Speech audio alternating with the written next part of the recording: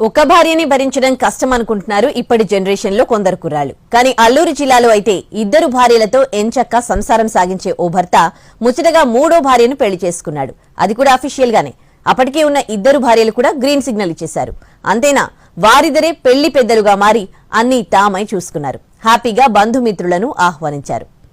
అది అల్లూరి జిల్లా ఏజెన్సీలోని పెదబైలు మండలం గుల్లెలు పంచాయతీ కించూరు గ్రామం. అక్కడ సంగేని పండన్న పార్వతమ్మను తొలుత వివాహం చేసుకున్నాడు. ఆ తరువాత కొన్నాళ్లకు అప్పలమ్మను కూడా మొదటి భార్య అంగీకారంతో పెళ్లాడాడు. అలా ఇద్దరు భార్యలతో పండన్న సంసార జీవితం సాఫీగానే సాగిపోతోంది. ఏనాడు ఎటువంటి కుటుంబ కలహాలు లేకుండా ఆ ఇద్దరు భార్యలు భర్తను చక్కగా చూసుకుంటున్నారు.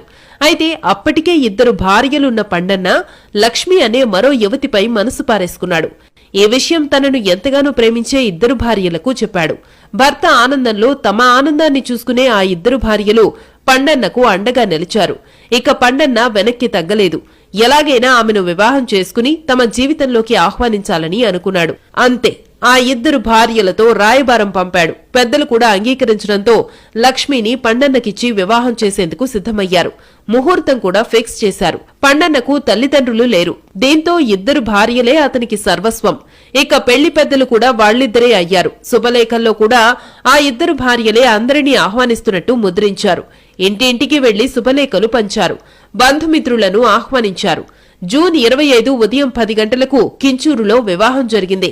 నవవధువు లక్ష్మీ తరఫు బంధువులు, మూడో పెళ్లి చేసుకుంటున్న పండన్న బంధుమిత్రులు, గ్రామ పెద్దలు కూడా వివాహానికి హాజరయ్యారు.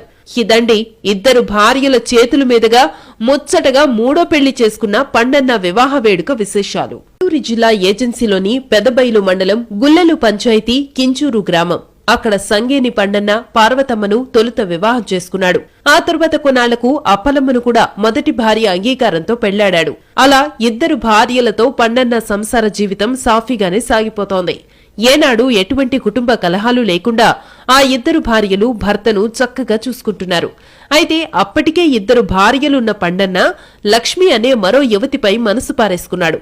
ఈ విషయం తనను ఎంతగానో ప్రేమించే ఇద్దరు భార్యలకు చెప్పాడు. భర్త ఆనందంలో తమ ఆనందాన్ని చూసుకునే ఆ ఇద్దరు భార్యలు పండన్నకు అండగా నిలిచారు. ఇక పండన్న వెనక్కి తగ్గలేదు. ఎలాగైనా ఆమెను వివాహం చేసుకుని తమ జీవితంలోకి ఆహ్వానించాలని అనుకున్నాడు. అంతే, ఆ ఇద్దరు భార్యలతో రాయబారం పంపాడు. పెద్దలు కూడా అంగీకరించడంతో లక్ష్మిని పండన్నకిచ్చి వివాహం చేసేందుకు సిద్ధమయ్యారు. ముహూర్తం కూడా ఫిక్స్ చేశారు. పండన్నకు తల్లిదండ్రులు లేరు.